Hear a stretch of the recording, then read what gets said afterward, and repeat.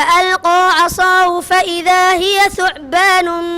مبين tartanka quraanka kariimka oo sanad kasta la qabto bisha barakeysan ee Ramadaan ayaa maanta laga daafuray masjidka Usmaan bin Affan ee magaalada Kismaayo waxaana tartanka furay wasiirka wasaaradda cadaaladda garsoorka iyo arrimaha diinta dowlad goboleedka Jubbaland Maxamed Sheekh Yuusuf Cumar tartanka quraanka kariimka ayaa sanadkan waxaa ka qayb galaya 93 arday oo ka kala socotay madaarista quraanka kariimka lagu barto ee magaalada Kismaayo kuwaas oo ku tartami doona 30 juz 15 juz ilaa 10 juz ee quraanka kariimka Cabdi Fataax Inqaas ku xigeenka madaxa tacliinta sare ee muassasada Al-Umma oo goobta ka hadlay ayaa faahfaahin ka bixiyay tartankii la qabtay sanadkii hore iyo sida abaalmarinada ay u kala heleen ardaydii kaalmaha kala galay tartankaasi wuxuuna intaasi ku daray in sanadkan sidaas oo kale loo maareyn doono ardayda kaalmaha kala galay ardayda marka ay ku tartamaan quraanka kariimka ah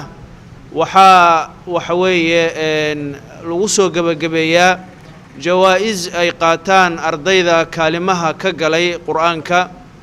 ardayda tartamaysa waxa ay ku tartamayaan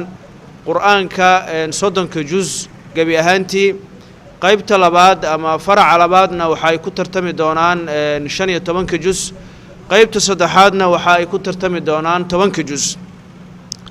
jawaa'ista ay ardaydu ay qaadanayaan markii ay soo gabagabowdo musaabaqadu sanadkii aynu soo dhaafnay oo ugu dambeeyay tan waa aynu arki doonaa jawaa'ista waxa ay noqon doonaan insha Allah sanadkii ugu dambeeyay magaaladeena Kismaayo dowlad goboleedka Jubbaland ardayda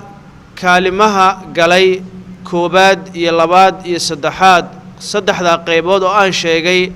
ay qaateen waxa gabi ahaan jawaa'ista qiimaheedu ay ahayd 33,000 sidan soo socota ayaana u kala dhacday oo loo kala qaatay ardayga ugu horeeyay waxa uu jaa'iz ahaan u qaatay baabuur qiimihiisu uu ahaa $7,000 ardayga kaalintii labaad galay 30 juz asna waxa uu qaatay baabuur qiimihiisu uu ahaa $4,000 ardayga kaalinta koobaad ka galay 15 juz waxa uu qaatay sanadkii aynu soo dhaafnay baabuur qiimihiisu uu ahaa $4,000 wasiirka wasaaradda cadaaladda garsoorka iyo arrimaha diinta dowlad goboleedka Jubbaland Maxamed Sheekh Yuusuf Cumar oo tartanka daafuray ayaa sheegay in wasaaradda ay xooga saari doonto sidii loo kordhin lahaa xarumaha lagu barto diinta islaamka haddii aan anagoo dhanba runtii mas'uul iyo shacab iyo culimo iyo aan xooga saarno inaan runtii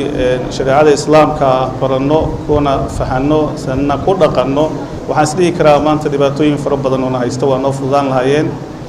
waxaan rabaa inaan runtii u mahadceliyo guddiga runtii soo qabqaabeeyay iyadoo taariikhdu maanta bishii 7aad waxaan leeyahay 7 bishii 5aad 2019 bishii Ramadaan ay 2 tahay munaasabadan muddo badan ayagii annaga aan ka wada shaqaynaynay sida ay u dhici lahayd iyo qaabkii runtii loo daadiyeen lahay is-afgarad iyo wada tashi badan kadibna ay maanta Ilaahay noo suurtageliyay waxaan rabaa inaan idinka mahadceliyo shaqadana aad runtii si laba raabtaan waxaan rajaynayaa guulihii sanadkii hadda noogu dambeeyay la gaaray guulo ka wanaagsan in la gaari doono insha Allah taala قالوا أرجه وأخاه وبعث في المدائن حاشرين حسن يوسف محمد شفديره raadiyaha iyo TV-ga dowlad goboleedka Soomaaliyeed ee Jubbaland magaalada Kismaayo